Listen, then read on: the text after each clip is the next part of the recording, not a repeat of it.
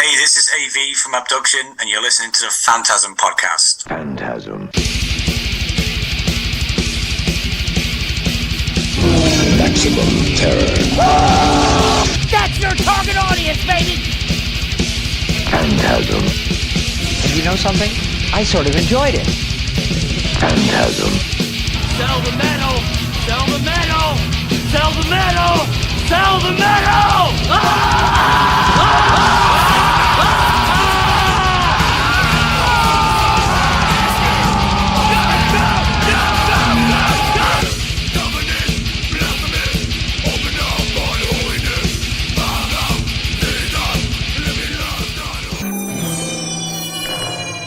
Phantasm. Hey, this is Dr. Vincent West, medical doctor with the Phantasm Podcast, and I'm very excited to have AV from Abduction today, and we're going to be talking about their new album, Black Blood, which comes out on Candlelight, and it comes out October 21st. And AV, thank you so much for taking the time to do this today. Thank you very much for having me. It's a pleasure to be here. Thank you, man. I really appreciate this. So we'll jump right into this new album.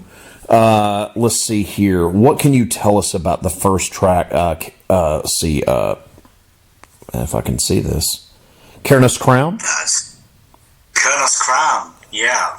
I think the first place to start is really with the inspiration for the whole album. Please. It underpins a lot of the tracks. So I've always had like a bit of an obsession with ancient cultures and forgotten knowledge and things like that. So this is Black Blood is a sort of I've been calling it like an affirmation of my obsession with that stuff. So Colonel's Crown, it relates to the whole album is loosely based around the Greek Eleusinian mysteries, which not many people know about, but it's like this bunch of death rituals, which was sort of almost like a national service in ancient Greece. Okay. That everybody had to go and do, but were kept sort of top secret for around 3,000 years. So when I found that out a couple of years ago, through some podcasts and some digging, I was like immediately like, oh my god, this is what I've been searching for. This is fascinating. Nice. And that's been sort of my current obsession for the last couple of years.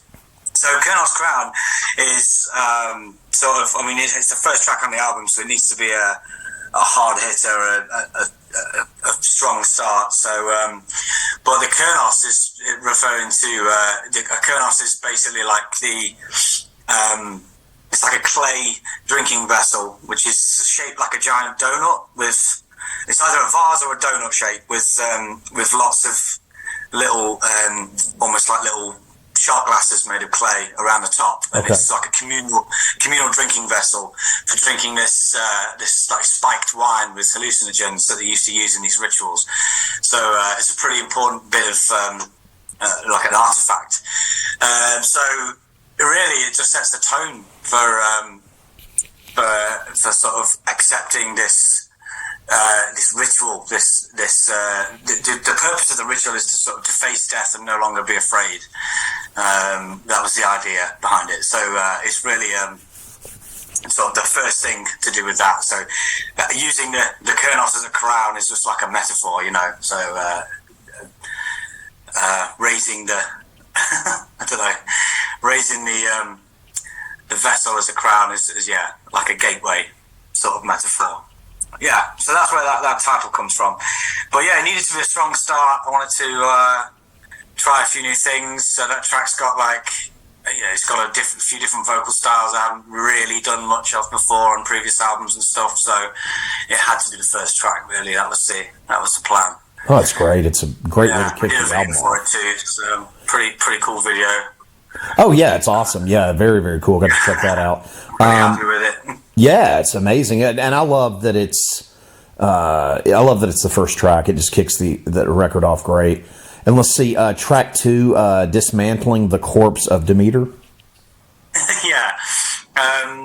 So that's it's the Greek thing. So if you know anything about ancient Greek gods and history, I do not. I would love to hear about it though, if you don't mind telling us. in England, it's most of it. The basics of it is taught in schools, so I think a lot of English people have a little, at least a cursory knowledge of this stuff. But there's a story of Hades kidnapping Demeter and dragging her, or Demeter, and dragging her to the underworld. And there's this story about an exchange of to get her back to the living world. There was like an exchange of a trick, basically, that explains the Greek way of explaining the seasons, why half the year is cold and half the year is warm, and there's all sorts of meanings behind that and metaphors behind that. But it's just it's a metaphor for out with the old and in with the new, I suppose. I'm very much about the kind of the balance in the universe. Underpins a lot of the writing I do. So the idea of chaos and order, and the fine line between that. That's where I'm kind of going with that song. It's a different kind of track musically. It's probably one of the most different tracks I've done. It's a little bit more death metal influence, but I think it has a creeping sort of atmosphere, which is a new area for me, really. It's great. That's a great track. Stuff back in the day, but this album's definitely the most sort of varied in terms of pace and atmosphere and stuff. I'm quite pleased with that. That track's really sonic to listen to. I was listening to it on headphones. It's really cool. Yeah. There's always, throughout the album, there's different bits of different layers going on. And I think it's just, I want to do something a little bit more than just guitar, bass and drums and vocals, and I want to elevate it. I want to make it sound like you're in a place somewhere, and each track's a different place, I suppose. All right, that's it. Yeah, that track's killer, man. That's a burner. Let's see, track 3, Plutonian Gate. Yeah, this is like the longest track on the album. So it has the most different sort of movements, if you like. I'm not really like a progressive artist, like a prog artist, Right. But this is certainly the most progressive track. Some clean singing on there as well, some sort of choral type clean singing something going on. This one is lyrically, what is it? I don't have the lyrics in front of me.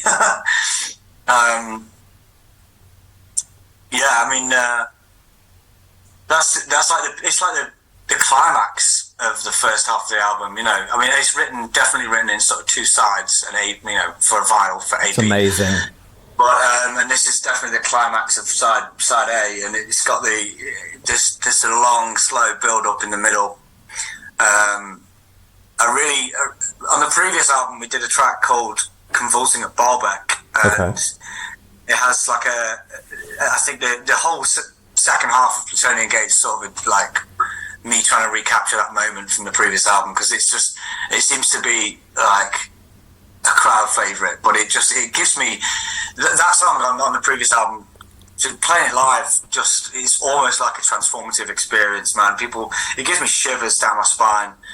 I don't say stuff like that lightly, and I know I'm talking about my own music, so it might come across a little bit, No, not at all. A bit self-important, but like there's moments in that track where when we've played it in the last couple of years that it builds and builds and builds and then releases, and it's fucking just beautiful. And then you look out and you see people just in unison, either nodding their head along or just having a good time, and it just has a really bold impact on other people. So I certainly tried to visit that place again with this track. So the second half of Plutonian Gate is basically that, and that is literally like.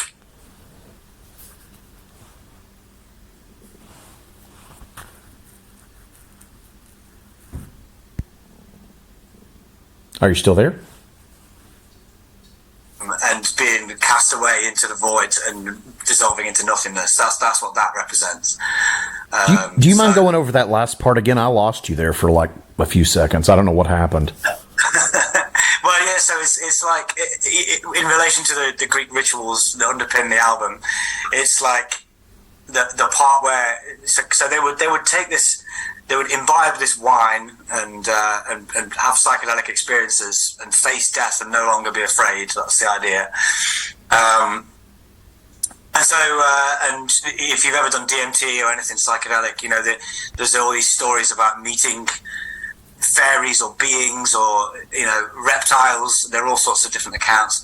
Plutonian Gate, the second half, that peak of the song is basically like meeting those and dissolving into the void. That's the impression I'm trying to create. So these are big ideas, I suppose, but, you know, it's just, why not go big? You know? That track's epic, man. I really I love long songs. So probably not explained it very clearly, but no, you did. That's the idea. No, it's very cool. I totally get you. I think it's very, very interesting. Let's see here. We'll start with the second half of the album. Let's see, track 4. Yeah, sure. Lightless at the Grand Conjunction. Oh yeah, okay. Yeah, so there's a meteorological phenomenon in the UK in the sky a couple of years ago that was called the Grand Conjunction, and I can't for the life of me at this moment remember exactly what it was, but it wasn't an eclipse. It was when you could see, it was supposed to be when you could see I can't remember which planets now. It was either like Pluto, Jupiter and the moon or something all at once. I'll have to take a rain check on that. So it's supposed to be this amazing phenomenon that happens once every 2,500 years or something. Right. And we were all excited for it. It was during lockdown. Everyone was like, great, we're going to look at the sky. We're going to see this amazing thing. And the sky was just shit. You couldn't see anything. So that's where that title comes from, because that's just a metaphor for the last couple of years. You know, you've got these big hopes and dreams, and ultimately it's fucking miserable. So that's where that song comes from. Lyrically, I can't remember the lyrics right now. I think it's just me being in that place of wanting to look at the stars and be part of something bigger, but then ultimately having clouds in the way. It's just being like a gigantic disappointment that will never happen again. You know, you'll never be able to see that again in our lifetime. So yeah, that was a representation of that, and it is quite a miserable song. You know, it's probably closer to like DSVM, I suppose. Although I hate these little subgenres of black metal because you can get too locked in a corner with those. Of course, yeah. Yeah, but it's a depressive song for sure. Yeah. Yeah, it's fucking miserable. Again, I mean the record is great. Let's see, I love it. Let's see, track 5, Psycholacibic Death. Yeah, a psilocybic death. Oh, I said that totally wrong. I'm sorry. And I've taken a little bit of poetic justice with that word, because that's not technically a word. It's a play on the word psilocybin, which is the active ingredient in mushrooms. Oh, okay. So again, it relates to the rituals of the Greek Eleusinian mysteries. So and it's so I mean we have reports of human beings having DMT released in the brain and when they die, and all these psychedelic experiences of other worlds and other dimensions and things like that, and it's really just the death part of that. That's what it's about. And the song kind of flashes between ancient cultures, and there's references to hieroglyphs and all sorts of things. And I really like this idea of how a symbol can be eternal, just a symbol for a hieroglyph or an ancient symbol for fire, because we still know what that is today, thousands of years after. Right. And just the kind of eternity of symbols and cycles of time. Again, big ideas, man. No, bigger than my own understanding most of the time. Very, very, very cool. And let's see, track 6, In Exhalation of the Supreme Being? Yeah, In Exaltation of the Supreme Being, yeah. So, it's revisiting the miserable side of things, I think. Just the repeating of the word dismal. Or it's, again, a play on the word deus mal, which is Latin. So deus mal means day of death. Oh, okay. But it's where the word dismal comes from. It's it's a shortening of the word of the term deus mal. So so I sort of play around with that word a little bit in the song, and to exalt the supreme being, I suppose, to put in a higher place oneself. That's the idea. So, supreme being, of course, is you and me. We're all supreme beings, and it's to put yourself in a higher place, in a place of misery, I suppose, is the message, I think. There's a friend of mine from a really cool black metal band called The Sun's Journey Through the Night, did the vocals on the last passage of that. Oh, nice. Yeah, so there's a guest vocal. There's a guest vocal on Asylum Civic Death as well, which is the guy from Revenant Marquee, which is a British, like really fucking raw black metal band. It just sounds like ghost noises. They're both, I'm proud to say they're both acquaintances, friends of mine. And I love the stuff they do, even though it's a little bit more rawer than the stuff I'm putting out at the moment. But I really wanted their voices on them tracks, just an extra dimension, an extra layer. So yeah, that's the album. I mean, that's a very dramatic piece of music, that last track. I really like that track. It's last section just goes on for ages and ages. We were going to try and do a video for that track, but it's just not really happened. Really, we did the video for the other two tracks instead, for Asylum Civic Death and Colonel's Crown. But yeah, that's a new album. So the Black Blood just underpins it all. It's kind of an affirmation of everything I have that is involved with this dark and miserable music, and it ties in with the Greek ritual stuff. So it's I've also tried to continue the alliteration in the album titles. So the first album's called To Further Dreams of Failure. That's a repetition of the F. Right. Second album's called A Crown of Curses. That's the C. Then All Pain as Penance, and then this is obviously Black Blood. I'm trying to keep some reoccurring themes and idea of eras and things going on. That's kind of that's where I'm at with it. Very, very cool. Can you talk about the writing process for Black Blood? Yeah, I mean, this album was recorded in June last year. Okay. So I've been sitting on it for quite a while because I wanted the right label to put it out, and I'm fortunate enough to have been approached by Candlelight in the meantime, which is incredible. You know, sure. I can't believe I'm talking in the same conversation as Emperor and stuff like that, Winter Phyllis and all these big bands.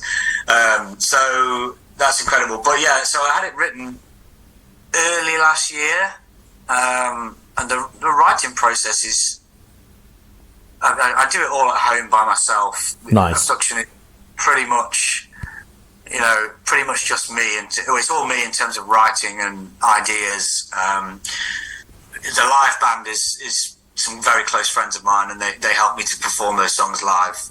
But all the writing and everything else is just me, really. So very much a solitary writer. But yeah, they're all done they were done over a few months. A lot of songs went through. Colonel's Crown has been through about 14 or 15 rewrites, something like that. It doesn't sound anything like what it started sounding off like. So I think I just sort of let things happen and an idea will come to me on the guitar or something, and I'll build it on a computer, but in a very rough way. I'll just build it from there, really. And when you've got something that resembles a song, you kind of leave it a couple of days and go, is that good? Does that go where I want it to go? And then you reapproach it, if you need to. Colonel's Crown in particular did have a lot of rewrites, but a lot of the other songs are just not improvised, but like the ideas are completely improvised. The ideas that make up the songs are completely improvised. They just come from nowhere. They come from the ether. And you just start repeating things and tidying things up a little bit, and before you know it, you've got, oh, fucking hell, that's a good idea for a song. So then you just tidy it up. So yeah, that's how I do things. Now, what about very exciting? It's brilliant. It's really good. As far as the mixing and production, is that all you as well, AV? Not on the last two albums, not on this album and the previous album. No, I've been a studio near where I am in Nottingham in the UK. There's a friend of mine who runs a studio there, so I recorded with him. That's called Stuck on a Name Studios, because he couldn't think of a name. Yeah, he's done a fantastic job with the previous album. So I obviously approached him again for this one. But if you look through my discography, there's a lot of stuff. Everything else is recorded by me or recorded at home, or rehearsal stuff that I've tidied up.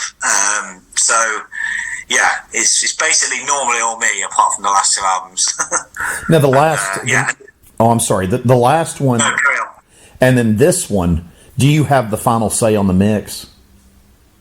Oh yeah, absolutely, yeah. It's I have the final say on everything, really. I trust him anyway. I trust the guy who's mixing it. Of course. Production-wise, they're all my decisions, But I trust him. And sorry, I should mention as well, it's mastered by a guy from Lithuania called Dovydas Oglis, who is in a band called Luctus, a really, really good black metal band called Luctus. Nice. I sort of met him through the previous label, and he mastered the current record. Yeah, he's done a fucking amazing job. Oh, it's great. He's really brought that thing to life, man. It's a dark art, mastering is. It's not something I ever really know what I'm doing with, but he's the man for the job. If anybody needs any black metal mastering to a shiny high standard that is still terrifying, he is the man for the job. But yeah, that's it. Now for that, did he come in to London to do that with, or there in where you live? Did he come in to do that there, or did he just do it? No. This is done over the internet. Gotcha. I mean, he's file sharing and stuff. He just finished a mastering job on it when Lithuania, of course, is right next to Russia and not far from Ukraine. Oh yeah. So he finished. He sent me a final master of that in around February time, and we were. I was like, Jesus, if you got time for this, don't you need to be right? You need to be taking care of your family, or making sure you're not in national service or anything. But no, he's fine. He's okay. He's not as close as you would imagine to the conflict. That's good. And I wanted to say this, man. The cover art for this album is fucking fantastic. Tell me about that. I love it. It's just. It's an artist called Philippe Froda. Both F's, Philippe Froda. He's on Instagram, and he's just someone I followed on Instagram for a couple of years, and he does these really weird looking photos, paintings, that are most of the time there's a double image or a triple image, and they look like classical paintings but sort of gone wrong. And that particular one just stuck out. So it wasn't made for me. It was something I've asked him very kindly if I can use, and we've had a chat about how to get that to happen. And he's very kindly let me use it. So he's the man, Philippe Froda. Very, very cool. I mean, it just represents everything along the record, really. You've got this idea of a priest. You've got the idea of like kind of trippy psychedelics, and it's also he's a skeleton. He looks kind of evil. So it just ticks lots of boxes, and sometimes you just find an image that you're like, that's the one. That was the one. It's really, really cool, man. I really like the cover art. It goes along with just all the great songs. And as far as, do y'all have any like live gigs planned for like the end of this year or next year? Yeah. We've got a pretty steady stream of UK shows. We're really fortunate now. I mean, we're playing, with some great big bands in Europe, from Europe. We've got some really cool stuff to announce for next year as well, but I can't do that yet. It's the live. We just headlined this weekend. We just headlined this festival in Cumbria in England, which is up in the north of England in the woods. Okay. Like it's a black metal festival in the woods. It's fucking great. We just headlined the Friday of that. Oh wow! It's really 2 days ago. So that's great because I started this project giving out tapes at that festival, demo tapes, a few years ago, and I've played solo there as Abduction back in the early days a few years ago, and then we played a couple of years just before the pandemic. We played there at mid-billing, and then we returned a couple of days ago to headline. So the story arc, the character arc is complete for that festival, which is fucking phenomenal. It's amazing to believe that really we've come so far. It's amazing. It's really cool. Yeah, we'll see what the next journey is, man. But hopefully Black Blood will take us there. Absolutely. Are you already working on stuff for the next album? Not yet, no. I normally work really quick, so I was expecting myself to have something written by now, but I've had a few things in my life, like moving house and things like that, just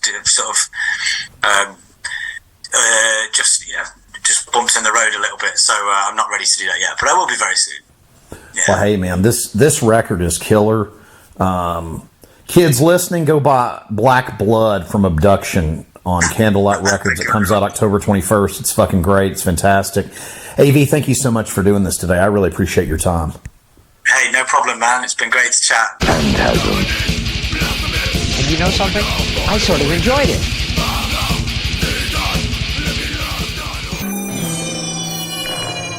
Phantasm.